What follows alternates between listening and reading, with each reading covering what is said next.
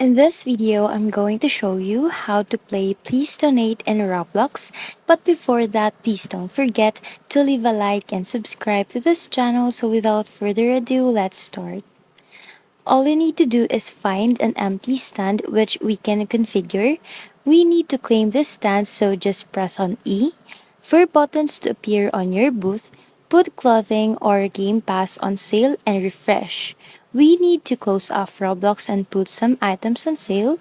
So here we are now on Roblox site. Come to the top where it says create. Under my creations, come down to t-shirts. Click on upload asset. So you want to upload any image you want. Just click on upload. Once you've uploaded it, go down to configure and click on configure. You can give it a proper name and add a description as well. Come down and click on save once you've finished. Then click on sales and switch this on. So then you can enter a price, then click on save.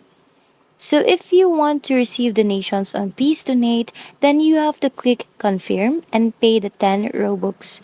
Once you're back in Please Donate, you're going to have to claim a stool again. Press on E once again, and you should see an option pop up on the stand.